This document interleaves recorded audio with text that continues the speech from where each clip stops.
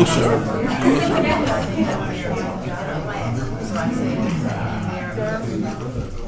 No, I reminded of a story a friend of mine told me. Went to college with someone who went on to study military history and went on to marry a graduate student in the military. And she studied.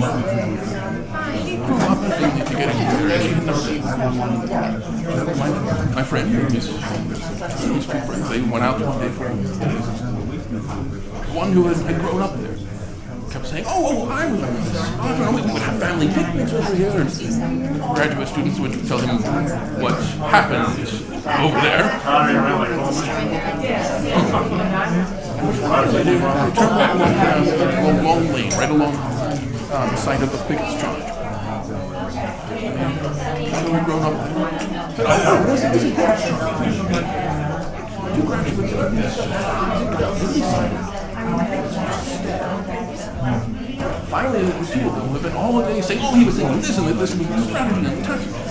Stared at that huge and wide open, no cover whatsoever. Finally, just said, what were they thinking? I am gratified that you are starting to take an opportunity to get out there and see it. So there are places that just the place.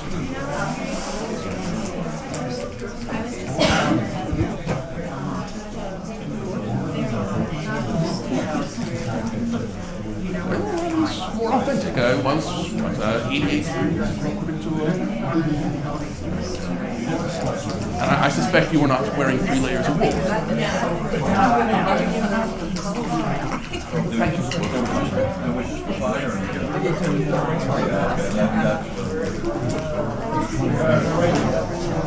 No, I'm not coming through.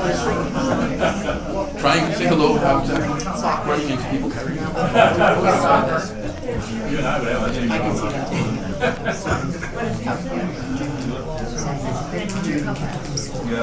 But they knocked the pan or in the wall still up.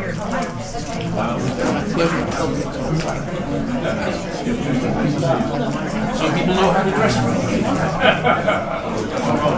What I mean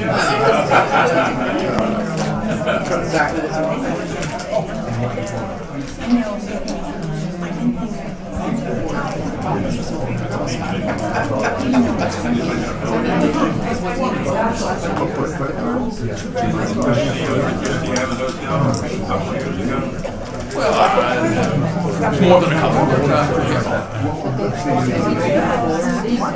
I'm seeing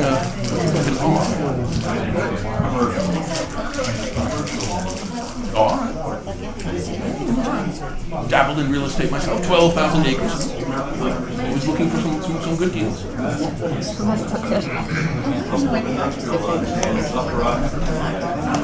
All right, folks, we're going to get started here. Thank you for coming. My name is Leanne. I am the education manager here at the museum. Tonight it is my duty and honor to introduce Steve Anderson here. He is going to be our presenter tonight.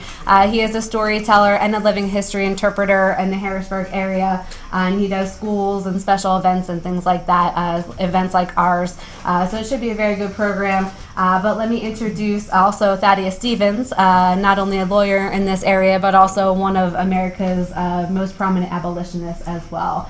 So if you can join me, please welcome Thaddeus Stevens.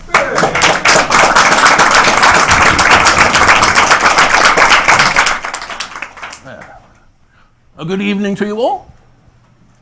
Good evening. A little slow on the uptake. Perhaps we should try that again. A good evening to you all. There we are. Well, as you heard, my name is Thaddeus Stevens, attorney, abolitionist, running for Congress. I do hope you'll think of me on election day. You may have to write my name in. It's Stevens with an S at the front and the back. Important. I'm remembered, I suppose, mostly for my time as a senior statesman in the United States Congress during and immediately after the Civil War. But this evening I would like to speak with you a little bit about my earlier history as a young man, a young lawyer in Gettysburg and later in Lancaster, state representative. But perhaps I should start at the beginning. I was born April 4th, 1792, up in Vermont, a little place called Danville. A poor farm, more rocks and stones than crops. Born with a twisted foot that would never heal. Handicapped, you would say, or disabled. Crippled, I would say in my day. Useless, my father would say. He left when I was 12. But my mother moved the family to Peacham, Vermont. She saw potential in me to be more than just a dirt farmer. Moved us to Peacham, Vermont, so I could attend the Peacham Academy, a school for young boys there. I was a student there, a teacher there, briefly the acting principal there. And then continued my education at Dartmouth and at Burlington College, what in your day is the University of Vermont. In 1814, I followed some friends here to Pennsylvania. In 1816, opened my first law office right on the square in Gettysburg. Ask me later how exactly I became a lawyer. It is quite a tale. I opened my law office in 1816. And at first, I would take any kind of case I could get. When the first murder trial came in Gettysburg, I was the only one willing to argue for the defense. Lost the case, but it got me noticed. My practice began to grow. I was speaking with a gentleman over here about real estate. I invested the proceeds from my practice in real estate, 12,000 acres across Adams County and Franklin County just to the west. Businesses and farms and houses. And in 1822, I opened an iron furnace, the Maria furnace, southwest of Gettysburg. In 1837, the Caledonia Iron Works, halfway to Chambersburg, right along what you call Route, 30. Right there, halfway in between. You can still visit the blacksmith shop there. Now, I am sure, those of you who are members here, those of you who have visited this beautiful museum, when I say iron, you have some ideas. You are perhaps thinking of the Brandywine Iron and Nail Company back in 1810. You are thinking, perhaps, of a young woman, the daughter of the founder, Rebecca, married and became Rebecca Lukens, who took over the company in 1825, became one of the first women to run a major industrial company anywhere. And soon, the Lukens Iron Company was rolling out great plates of iron, thick, heavy plates of iron that could be used to build boilers, to stand up to the steam pressure on enormous locomotives.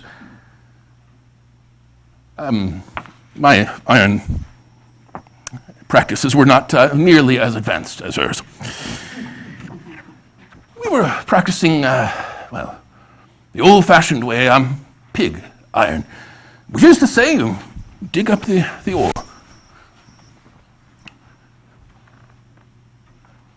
In our case, usually something like this, called limonite.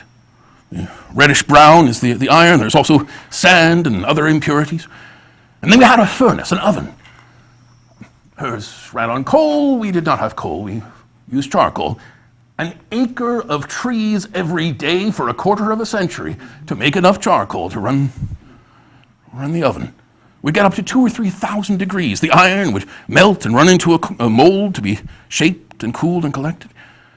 Everything else, with all that sand, would fuse together into something called slag. I'm told that sometimes in your day, people go to Caledonia and they go looking for slag and they pick it up and they make beautiful jewelry out. I wish that would have occurred to me. We threw it away. We thought it was waste. Now, the mold, you see, was a main mold and then overflow troughs to either side. Someone, somewhere along the way, hundreds and hundreds of years ago, looked at that and said, it looks like a mother pig and her little piglets. It became pig iron. It's been pig iron ever since. Now, at the Maria furnace in 1822, our ore was not very good. The iron was brittle. You can imagine what would happen if you used brittle iron to make one of those steam boilers I was talking about. Caledonia had better ore, but it was deep. It took a great deal of effort to get it out. And then an acre of trees to make the charcoal. And unlike Unlike Coatesville here, we did not have the railroad to carry our goods to market. Long story short, Caledonia lost money, hand over fist, year after year after year. More about that later. But I told you my law practice started out, I would take any case I could get. In 1821, an old friend asked for my help. Asked me to sit second chair in a case he was arguing under this law, the Gradual Abolition Act of 1780, first act of legislature of any state anywhere in the Union to restrict slavery. A young woman, Charity Butler, was suing for the freedom of herself and her children. My friend was representing the slave owner who wanted her back. I had never thought about slavery. Up in Vermont, we had gotten rid of it as part of our state constitution. It was something that happened to other people, something that happened far away. It was as if it had happened in a whole different century. And my friend needed my help, and I owed him a favor, and so I said yes. I took the case. I pursued the case all the way to the state Supreme Court, and I won. 50 years as a lawyer. It is the only case I ever regretted winning, watching that young woman and her children being led away because I had to win my case. Never again. Never again. And I never took that side in a case like that ever again. Instead, when people were suing for their freedom in the Gettysburg area, I would take their side. I would take their case, even if they couldn't pay me. Even when fugitives came along the Underground Railroad, I would protect them if I could. Always willing to take their case, usually for free. My neighbor said years later, looking back, they could not remember me ever having lost even one of those cases. I always found some way to help. Now, of course, some people will tell you that I was involved with the Underground Railroad myself. They will point to Caledonia, for instance, my ironworks. 1 day's walk from the Mason-Dixon line. So many African workers, so many black workers, who would notice a few more now and then. As a good politician, I can neither confirm nor deny my involvement in any such thing. The National Park Service in your day certainly believes that Caledonia was involved. They've certified us as part of the Network to Freedom program. At any rate, I certainly became more and more determined to join this abolitionist cause. More and more willing to speak out in public, to call for an end to slavery once and for all, to dream of a day when it would no longer exist. I became involved in politics. First, on the local level there in Gettysburg. And in 1834, I was elected to the State House of Representatives in Harrisburg. I met a man who would become a very dear friend. He was from right here in Chester County. His name was Elijah Pennypacker. They knew how to come up with names back then. We realized we had a great deal in common. Both from small communities across Pennsylvania.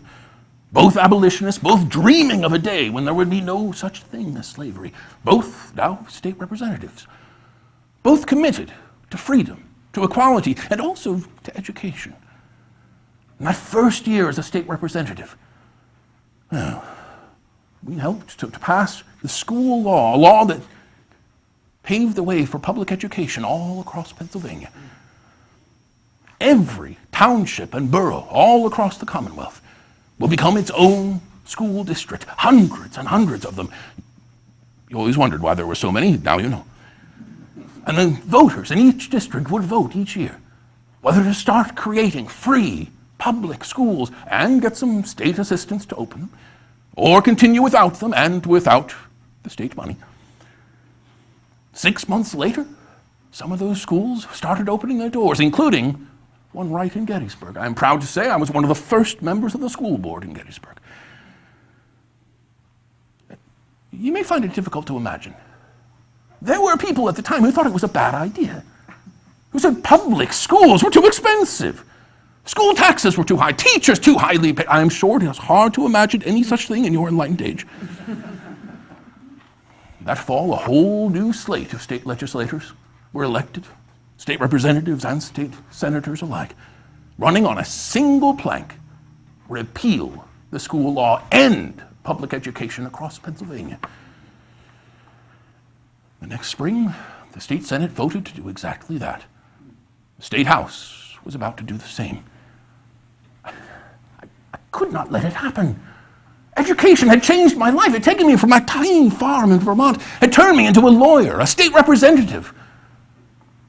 I was, by this point, a member of the school board in Gettysburg, a trustee at the Gettysburg Academy, a school for young boys, a founding trustee at the college in Gettysburg. I had just helped them to get some state funding to buy the land that would become their permanent campus. And so I stood up to object. I said, there are those who hold that education is a private duty, not a public one, who are willing to educate their own children, but not other people's children. But if our republic is to endure, every citizen must be prepared to direct wisely the legislature, the ambassadors, the executive of the nation. For some part of all of these things falls to every voter. So it is the duty of the government to see to the education of every free man. There are also those who object to the school tax, not because of its amount, but because it is for the benefit of others and not themselves. This is a mistake. It is for our benefit. It perpetuates the government under which we live, by which our lives and property are protected. Look, our taxes also go to pay for courthouses and jailhouses. Shall we get the worth of our money by being charged with a crime? Shall we get our due from the hangman? No. Sir, you may endow college after college all over Pennsylvania. They will never be filled. Or filled only with students from other states. But free schools plant the seed and desire of knowledge in every mind. And wherever that seed falls on fertile soil, it springs up in glorious fruit. Build not your monuments out of marble and brass. Make them of ever-living mind. It is not so expensive. And what if it were? Why do you cling so tightly to your gold? Let us learn to dread ignorance more than taxation. Let us look to the future, and so cast our votes that these blessings of education shall be conferred on every child of Pennsylvania, shall be carried home to the poorest child, of the poorest inhabitant, of the meanest hut of your mountains, so that even he may act wisely his part in this land of free men. I spoke for 2 hours that day. I will not do that to you. But even my opponents said they had never heard such passion and eloquence in those halls. As I spoke, state senators drifted into the gallery to listen. When I was done, the State House, which had been about to vote to repeal the school law, end public education, voted to keep it after all. The state Senate had already voted to repeal and adjourned. They were done. They went back into session. Voted again, voted to keep the school law. Free, public, universal education in Pennsylvania would go on after all.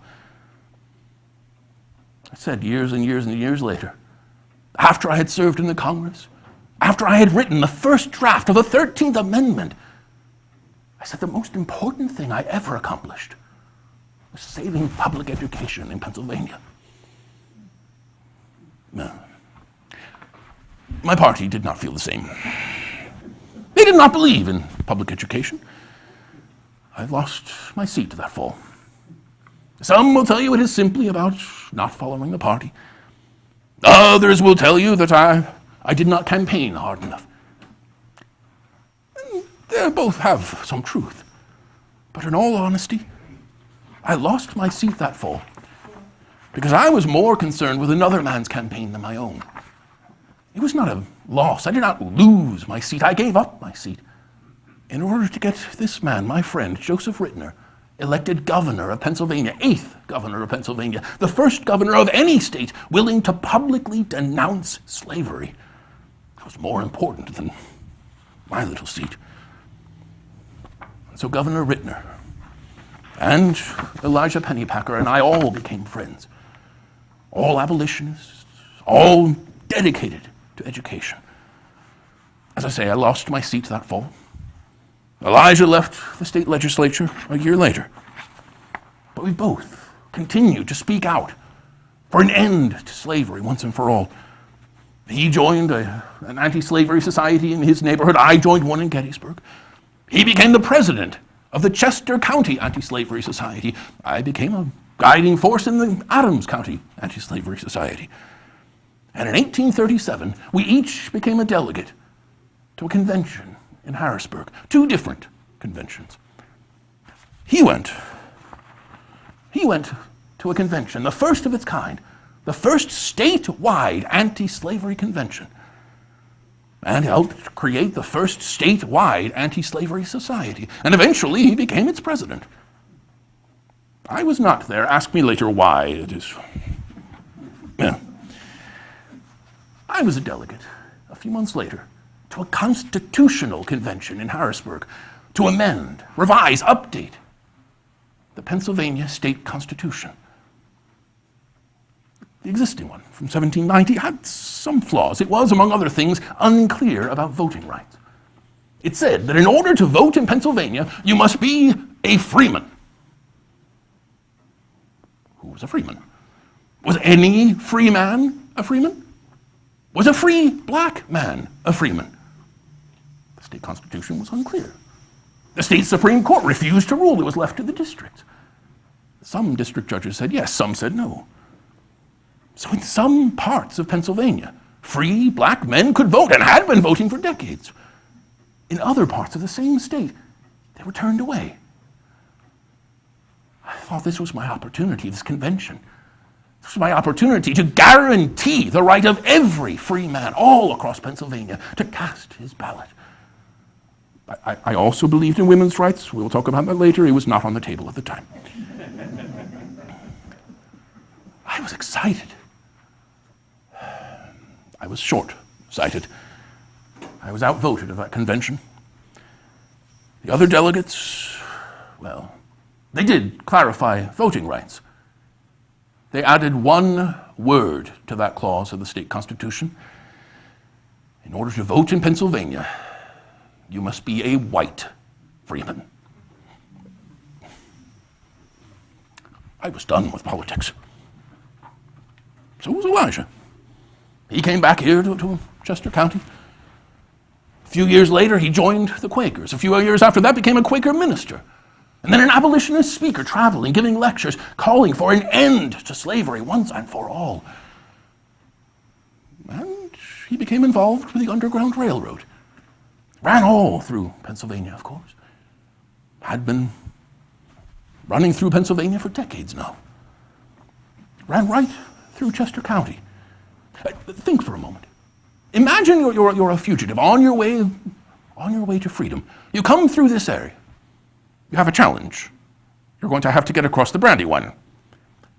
You have 3 options. There are 2 bridges not far from here at a town called Bridge Town, right along the Lancaster Turnpike, what you call Route 30. So you can sneak across one of those bridges at night, or perhaps disguise yourself and cross in broad daylight. And there is also a railroad bridge just close by. A railroad bridge on the Philadelphia and Columbia Railroad, right where the trains would often stop, always stop, so the crews could rest and refuel. A community had grown up to support them called Midway Village.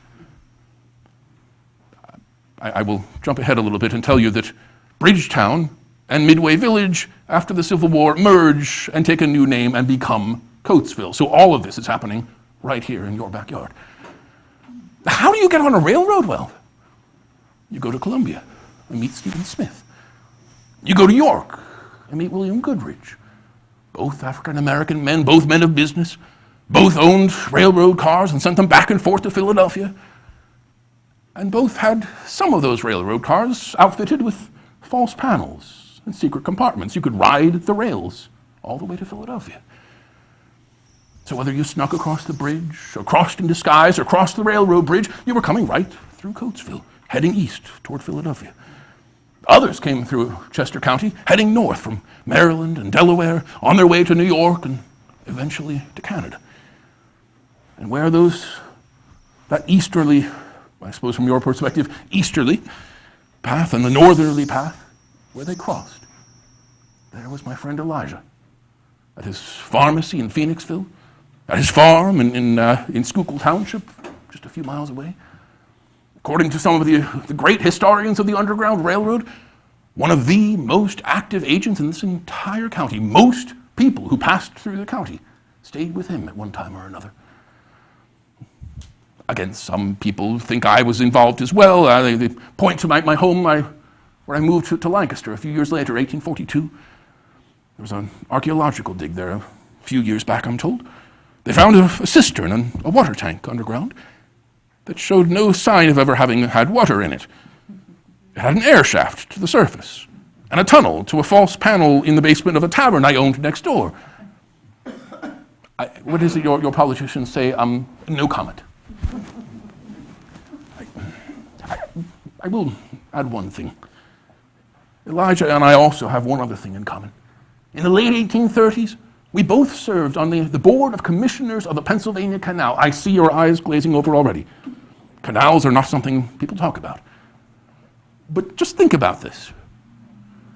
Two outspoken abolitionists, at least one of whom was very much involved with the Underground Railroad, appointed by an abolitionist governor to run the board that oversaw the construction of an enormous transportation network all across the Commonwealth. As I say, I have no comment. As I say, I moved to Lancaster in 1842. I hired Mrs. Lydia Hamilton Smith. Now, according to her job title, she was my housekeeper. And I know in your day that means the maid, the person who cleans up. In my day, it did not. It meant the person who keeps the house, the manager of the estate, the chief of staff. She would work for me for the next 25 years, became a dear friend, an advisor, someone I could trust and rely on. I helped her to raise her two young sons. When my brother died and I took in his two sons, she helped me to raise them. She inspired me. I had walked away from politics. She inspired me to get back in again. 1848, I found myself elected to the United States Congress. And again, I was outnumbered. Again, I was outvoted.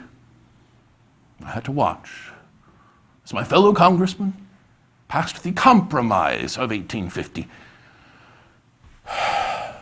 California would become a brand new state, a free state. It would never know slavery.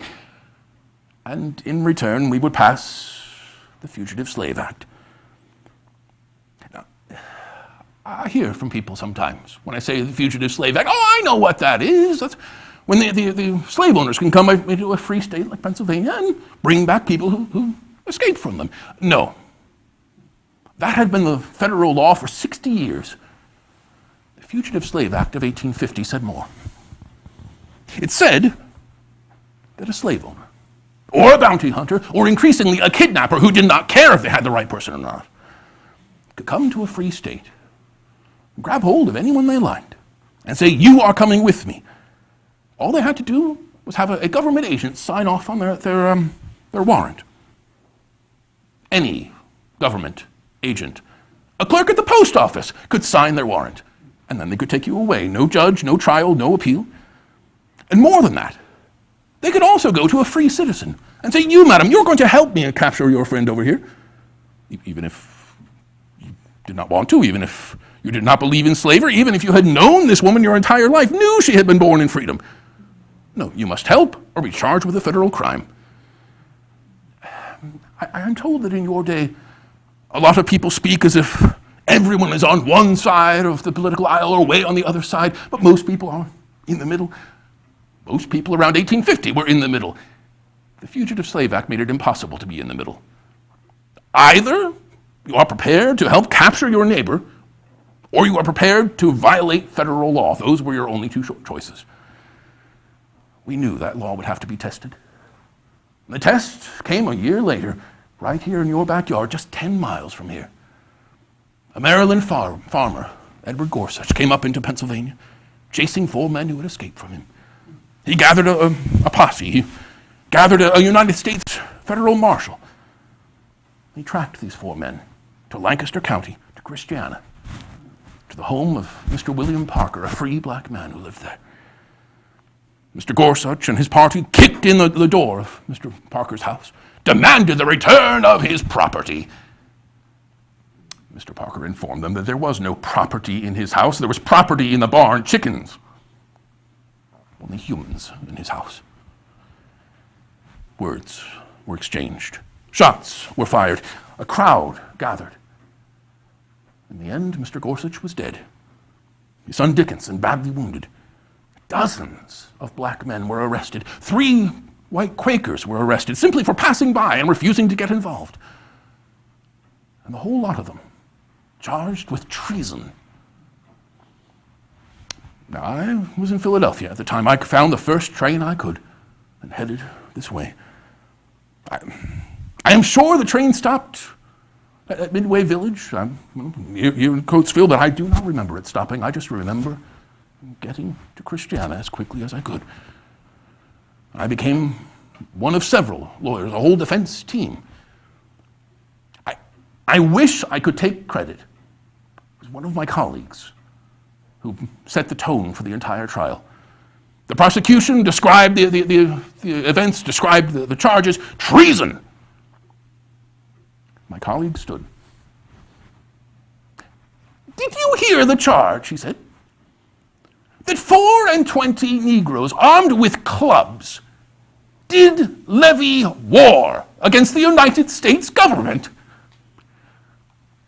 As I say, that kind of set the tone for the trial. In the end, well, the judge scowled down from the bench. He ranted a bit about abolitionists making trouble.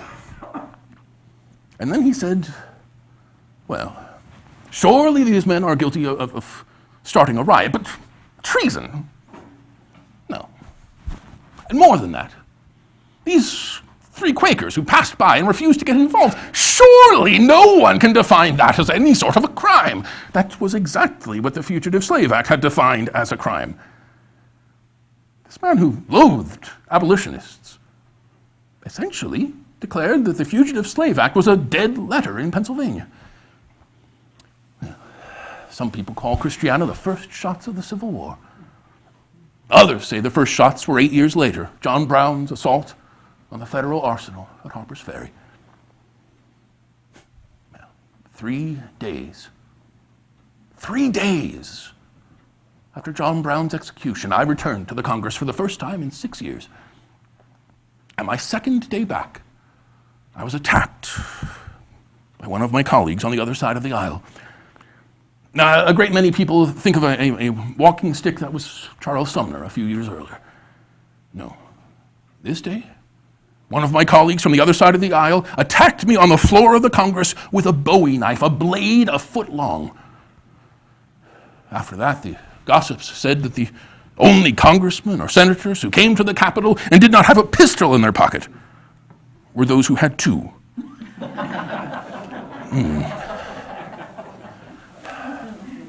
A year later, Abraham Lincoln was elected, and South Carolina, and then all the others seceded.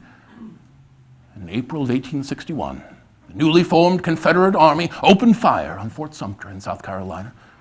The Civil War had officially begun. Lincoln put out an emergency call for 75,000 volunteers to sign up for 90 days to come and defend Washington.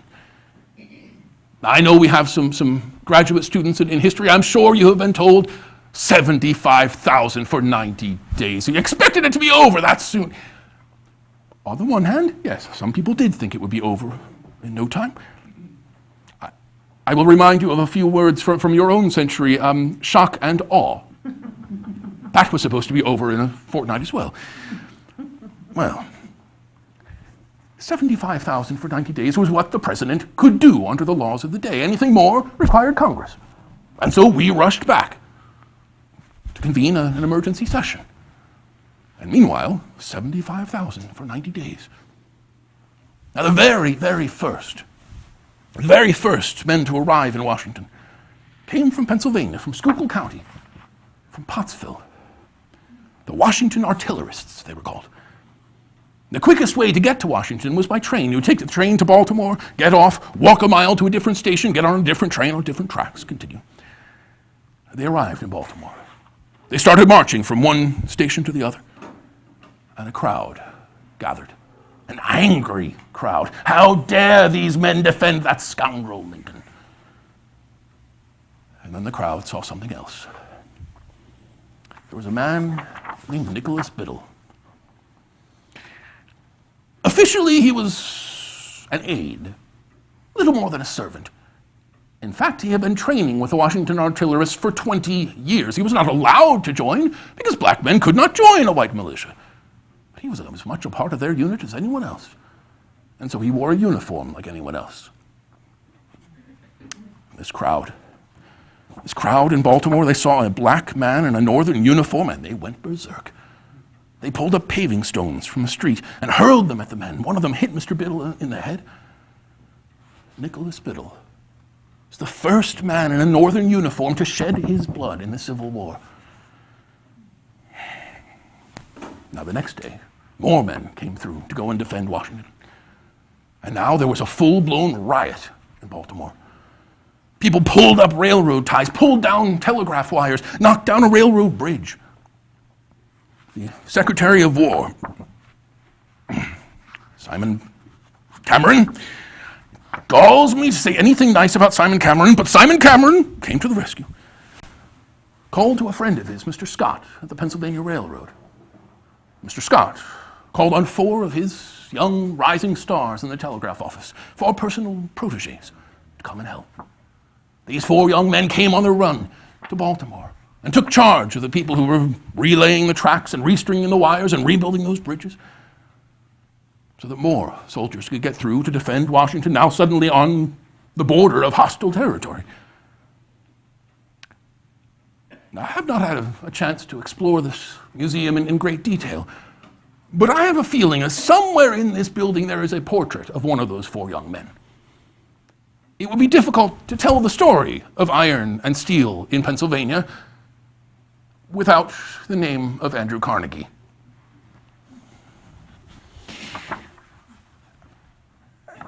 Now, there were also men in those very first days who rushed to enlist, including 100 men from right here in Chester County, who became an entire company, 100 men, in the 2nd Pennsylvania Infantry, the 2nd Regiment in the entire Commonwealth. And there were 300 more who became part of another unit in those very first days, and hundreds more who would enlist as the war dragged on. My nephew Allenson, my brother's son who I'd taken in, Allenson went to enlist as well. I received a letter from the manager at the Caledonia Iron Works, dated April 19th of 1861. "Dear sir," he writes, "I have just bid Allenson goodbye. He has gone to fight the battle of his country. If it would be policy to stop operations here at Caledonia, our force to a man will go, and I will go with them." It was not policy to cease operations. I understood, as a congressman, as an ironmaster, I understood iron was about to become more important than ever. Pennsylvania was the #1 producer of iron, which meant we became, in Philadelphia, the #1 producer of pistols and rifles. In Pittsburgh, the #1 producer of artillery and big guns. This is something called a Rodman gun that was made in Pittsburgh at the Fort Pitt Foundry. Those of you in the back, it looks like any other cannon. These 2 tiny things here in front are full-grown men. Rodman Gun shot a shell 20 inches across, and it was not the biggest gun they made in Pittsburgh. And right here in Chester County, right here in what would become Coatesville just a few years later, the Lucan's Iron Company. They've been turning out all those plates of iron to make those steam boilers for the locomotives.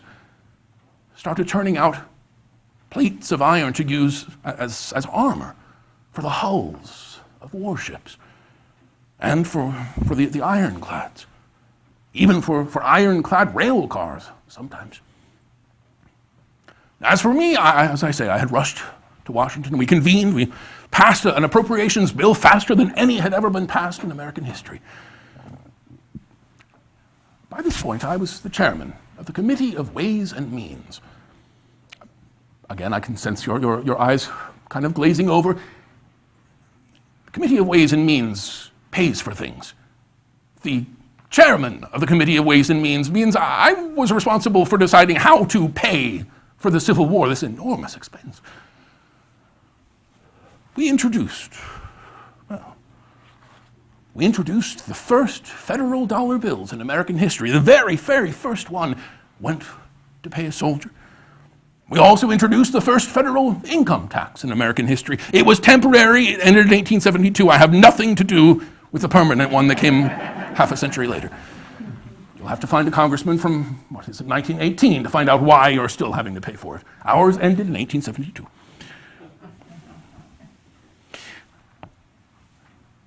And as the war continued, I was also fighting the battle of an abolitionist. I have told you that Mr. Lincoln was my friend. I think of him that way. I did not think of him that way at the time. We had had so much in common before the war came. We both grew up poor. We both became lawyers and state representatives. We both dreamed of a day when there will be no such thing as slavery. And we both recognized that the Constitution protected slavery in states where it already existed. But as far as I was concerned, the war had changed everything. The Constitution may protect slavery in states, but not in independent confederations. On the contrary, it was our duty under the laws of war to take away the advantage. Lincoln did not see it that way. In hindsight, I will admit, I only had to answer to the good people of Lancaster County. He had to answer to everyone, including those from border states like Maryland that had not seceded, but still might if he pushed too hard. At the time, I was not so understanding. I became more and more frustrated with him. In the winter of 1861 to 62, we took action into our own hands. I spoke with some friends over in the Senate. We said, look, the Constitution protects slavery in states where it exists.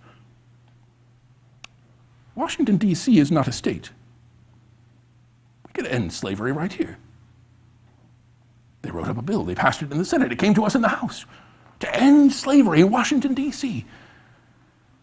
Now, we had the votes to pass it, but our opponents on the other side of the aisle refused to allow it to come up for a vote. Week after week went by. Finally, I stood up and I said, nothing will move in this House until this bill comes up for a vote, one way or the other. And so we had a vote, and the bill passed. And in April of 1862, thousands of men and women and children in Washington, D.C. were suddenly free. And still, Lincoln delayed. By the summer of 1862, I wrote to a friend, Lincoln is nobody. As far as I was concerned, he had no spine at all. It turns out he had already written the Emancipation Proclamation. He was waiting for some better news from the battlefield so he could issue it from a position of strength. I had no idea. He finally issued it in September. And it took effect on January 1st of 1863. And he started arming black soldiers. The United States Colored Troops, the USCT, 180,000 of them, plus 30,000 more in the Navy and the Army Corps of Engineers. And the biggest recruiting and training camp for all of those men was right here in Pennsylvania, just outside Philadelphia. Camp William Penn. Now in June of 1863, of course, the Confederates came up into Pennsylvania. They spent a few weeks raiding communities throughout the mid-state.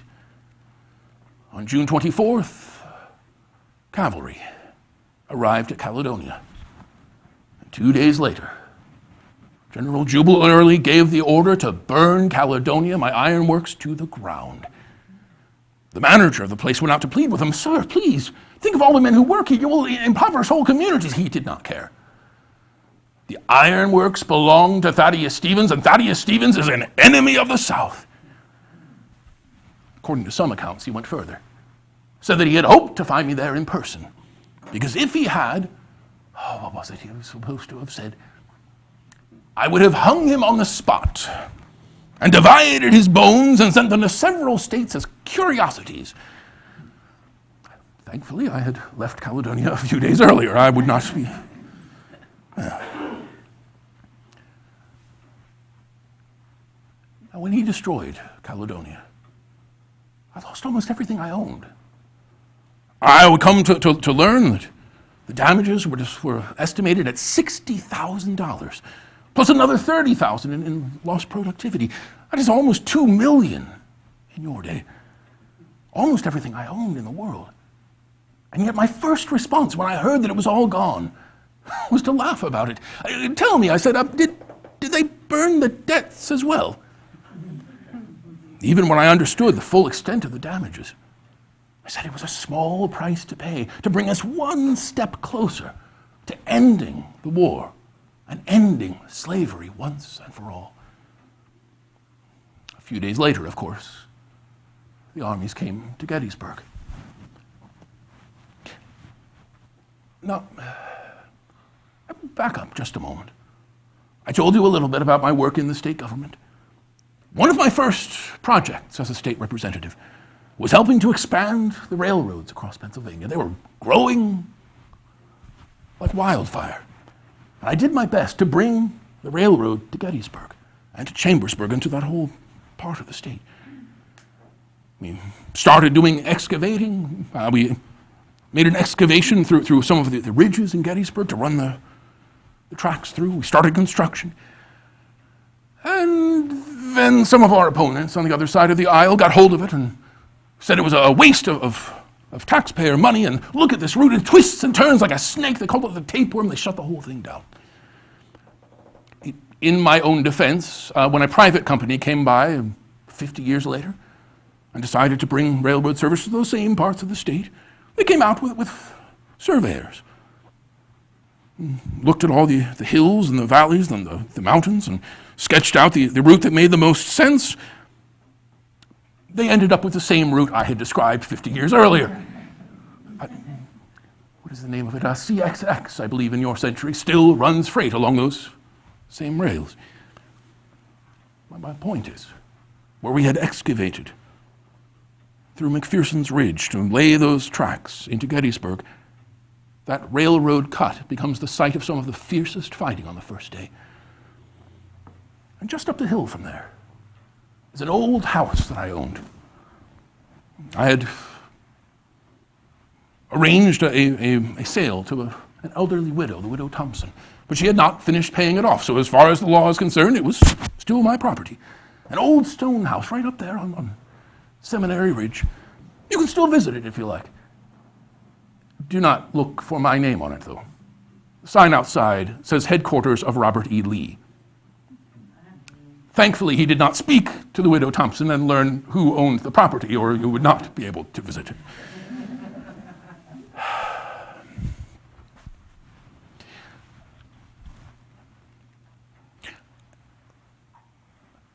Now, we spoke of the Emancipation Proclamation.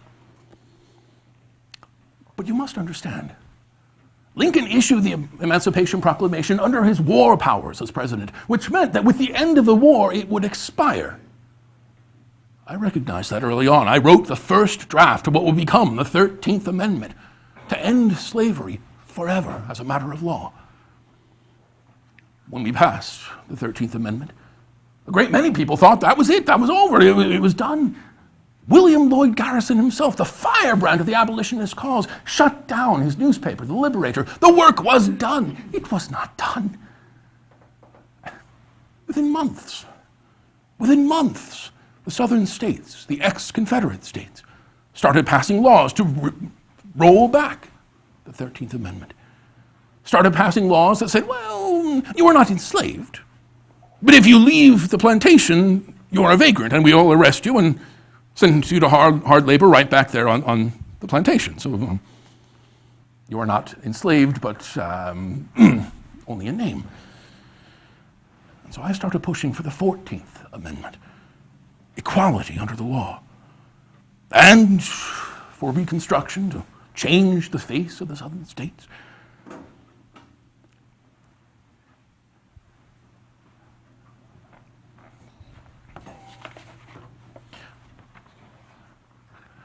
I told you we would come back to women's rights. One of the first major drafts of the 14th Amendment that started picking up steam and seemed like it might pass started with a few remarkable words. All men born in the United States or naturalized, wanted to say they are citizens, they are equal. That was not good enough. I presented on the floor of the Congress one of the first massive petitions for women's rights, signed by Susan B. Anthony, signed by Elizabeth Cady Stanton, and so many others. And when you go home tonight, if you look up the Constitution, you turn to the 14th Amendment, you will find the first few words are not all men, all persons. All persons is what it says. In fact, Susan B. Anthony made it all the way to the Supreme Court just a few years later, 1872, claiming she already had the right to vote. All persons have the same rights. A grown man has the right to vote, so do I. She did not win the case. But it was a credible reading of the amendment. And when she lost her case, one of my successors in the Congress introduced a new amendment to guarantee the right of women to vote. It did not pass, so it was introduced again in the next session, and the next, and the next, and the next, for the next 40 years, until it finally did pass, 1918. Of course, I did not live to see it. I did not even live to see the 15th Amendment, although I was pushing for it at the end. I left this earth in August of 1868. But I left behind instructions. First of all, I left behind instructions about how and where I was to be buried. In Lancaster, yes, but in a small, out-of-the-way cemetery. The Shriner Concord Cemetery. No, not the Shriners. Martin Shriner owned the place. He called it the Concord Cemetery. I wrote my own epitaph for the side of my tomb, explaining that I chose to be buried in this out-of-the-way place, not because I did not like people, but because it was the only one I could find in Lancaster that was not segregated by race, so that I could stand in my death for the same thing I stood for in life, equality of all of us. And second, I also left behind instructions about my money. In my will, I said the bulk of my estate should go to start, well, it was going to be an orphanage, it became a school, eventually became Thaddeus Stevens College of Technology. But I said two things. If my money was used to create a school, that school must be open to everyone, regardless of race or color or creed. And two, all of those students must be fed at the same table. I'm gratified to notice that there were refreshments before the talk this evening. It seems appropriate, because I believed, as I did when I left that money, that when we come together, and we eat together, and we speak together, we can start to break down some of the differences that divide us. I should mention one other thing. I left my relationship with President Lincoln in a rather rocky place, I will say. After the Emancipation Proclamation, we patched things up a bit. When he died in April of 1865, I was too ill to go to his funeral, too ill to go to Harrisburg for the viewing of his body. But I crawled out of my sickbed in Lancaster, made my way to a railroad bridge so I could tip my hat to his funeral train as it went rumbling by. So even though we quarreled so much in the early years of the Civil War, do still like to think of him as my friend, Mr. Lincoln. I thank you very kindly for your attention this evening. I'm happy to attempt to answer any questions or expand on anything you would like to know more about, but I thank you very kindly.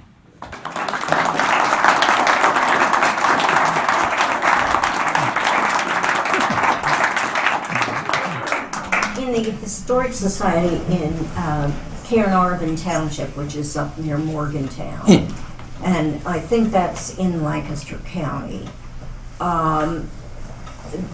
where they have the parts with the Civil War, my understanding is they asked the local militia to have men volunteer to come up and protect the borders. But they weren't officially part of an army at that point. Do you know, can you explain how that works?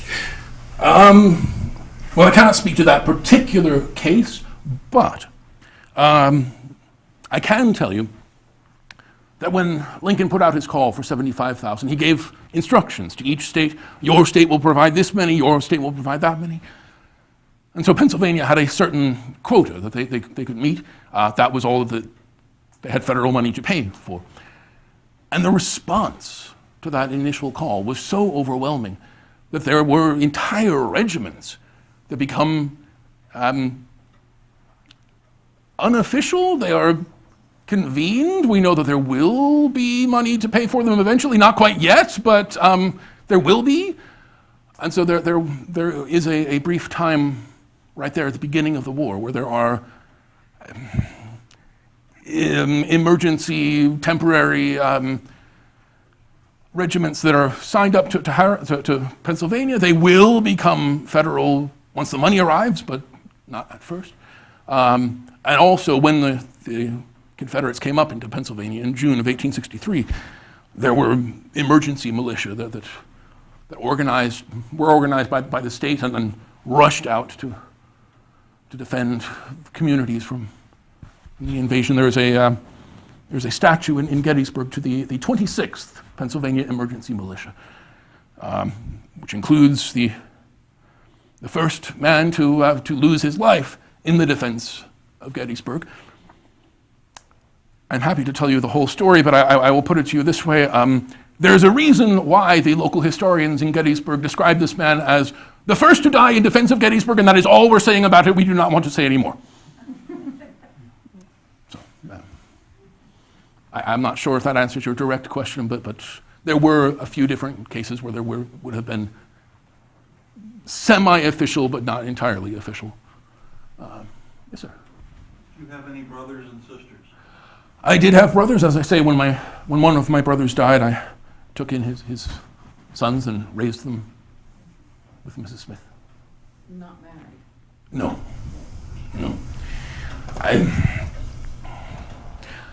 As I say, I had that twisted foot my entire life, and then in my 30s, I had a terrible fever. I lost all of my hair, wore a wig for the rest of my life. And in a time like the 19th century, when you court by going dancing, yes, that really did not work out very well. I did make a point sometimes of making sure people were aware that I was not like everyone else. There was a young girl who came up to me after a speech one day. She said, "Mr. Stevens, I was amazing. I loved your speech. Sir, could I have a lock of your hair?" I gave her the whole thing.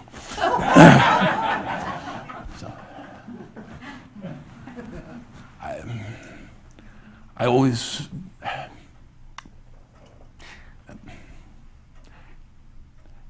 the rhetoric of slavery was always about us and them. I was always very much aware that I was not as us as some people might assume. That I was somewhere over there as well, and I'd like to make sure people were aware of that. Yes, ma'am. Could you speak, or basically your relationship at Gettysburg was a rich one, and the fact that you were there with some of the founding grounds, but there's Gettysburg would have some troubled history because in essence they would eventually write out the story of African Americans and the different groups that fought there. What is your perception of that, Thaddeus, about this sort of like erasure of a story? It's particularly since you was so adamant in your will about bringing everyone's voice and activities to the table. Well,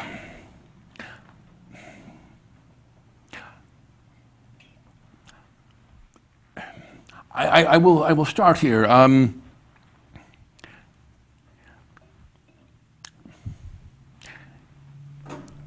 There are a great many people who tell the stories of Gettysburg and go on and on and on. And they will tell you all about all the people who lived there, and all the people who fought there, and so on and so forth. And it is like pulling teeth to get them to say anything even about myself, and I was a member of Congress. So there are a great many stories that are erased or muffled. The frequency with which I tell people about Nicholas Biddle, the first blood in the Civil War, they have never heard his name before. There's a great deal of history that is not as remembered as it should be. People go to visit Pickett's Charge, for instance. They go to visit the high watermark of the Confederacy. The high watermark of the Confederacy, the furthest the Confederates got in that charge, was on the land of a free black man. If you go to his reconstructed house, you will find the name of the general who served there. Only the general who served there. Abraham Bryan, the man who owned the property. Basil Biggs is remembered as a gravedigger. Yes, he was. He helped to find and identify and rebury the honored dead who end up in the Soldiers National Cemetery. He was also a veterinarian who took care of farm animals, traveled back and forth to Carroll County, Maryland, and would often have one or two more young assistants with him when he came back. He, after the war, buys the land from Abraham Bryan. And years later, in the 1880s, he is out one day working the land. He is looking at some scraggly old trees, not in very good shape, thinking about tearing them down. And a historian happens by and says, no, you must not tear down those trees. Those are the trees. That's the center of the Union line. You can't tear that down. And so Basil Biggs saves the trees and nurses them back to health. And if you go to Gettysburg, even in your century, 150 years later, now, they are not the original trees. Most trees do not live quite that long, but they are descendants of the original trees because Basil Biggs saved those trees. And yet what we hear about him is a gravedigger. So yes, there are a great many stories that are not given the attention that they really should. I hope that answers your question in some part. Yes, sir. In your speaking on the cause of abolition, did your path ever cross that of Frederick Douglass, or did you correspond with him? Can you tell us about that? Well, I am honored to say that Mr. Douglass kept a portrait of myself in his home. But my favorite memory of Frederick Douglass, I was in the Congress one day. I was giving a speech, and one of the rabble-rousers from the other side of the aisle started denigrating people of color, denigrating the intelligence, the capacity, the potential of those people. I looked at him.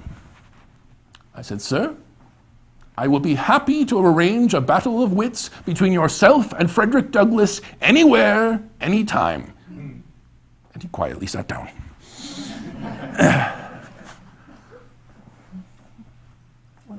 Yes, ma'am. What political party were you? Well, I started out in the Anti-Masonic Party, moved on to the Whigs, eventually to Lincoln's Republican Party. I do not recognize very much of either party in your century, but those were my affiliations. Anyone else?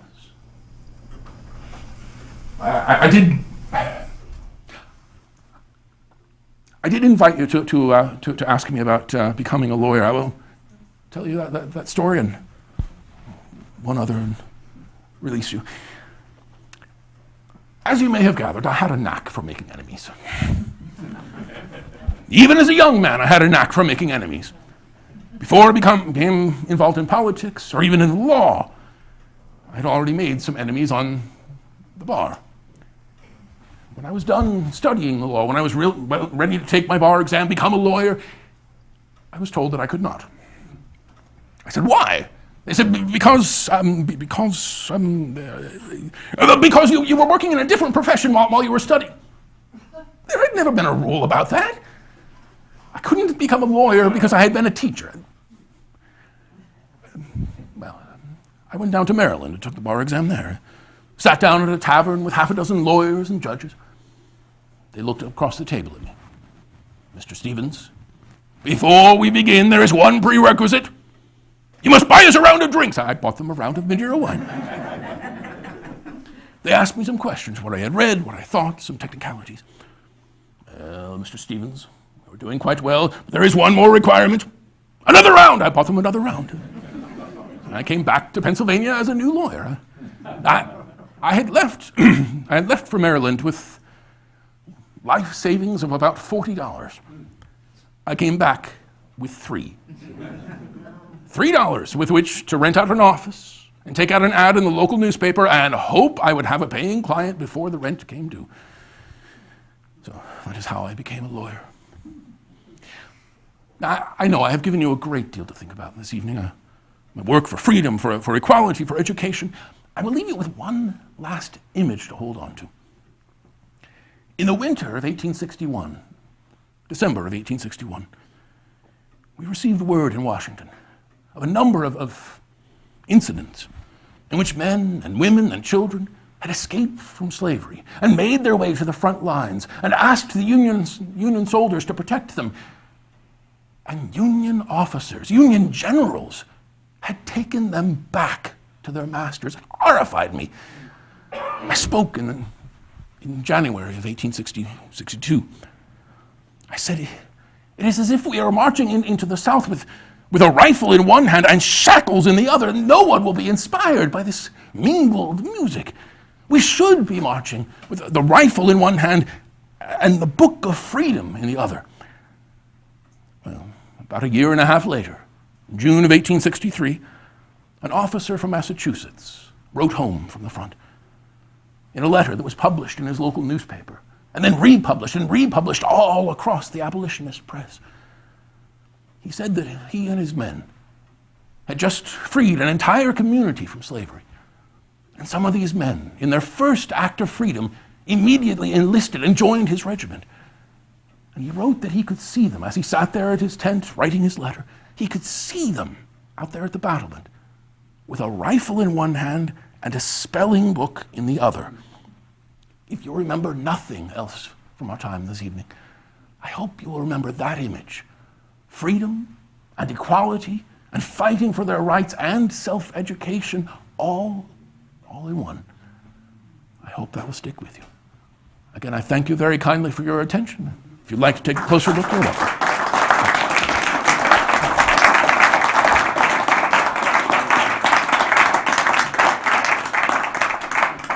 Thank you, Thaddeus, and thank you all for coming. We're glad you chose to kick off Black History Month with us tonight. Hopefully you all enjoyed the program. I will tell you a little bit about our next event, which is another lecture in March, the first Thursday of March. It will be Women of Iron in Chester County. So we will learn a little bit about not only Rebecca Lukens, but also Anna Nutt and Rebecca Savage Grace as well, some of the early colonial women that did own and operate some of the iron sites in this area. So we hope you will join us for that. If not, we'll see you next time. Have a great night. Thank you.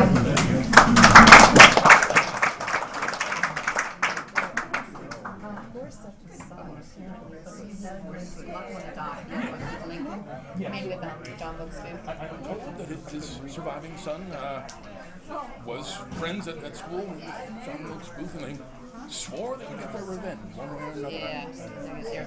Also, we had done some research, and so Abraham Lincoln knew he had Quaker roots, but he didn't know where. He thought they were in Kentucky. And then 6 months before Emancipation Proclamation, the Quakers that left the communities to do Progressive Friends, strengthen local friends, they met with Lincoln 6 months beforehand. So we like to think that was, had prodded him a little bit.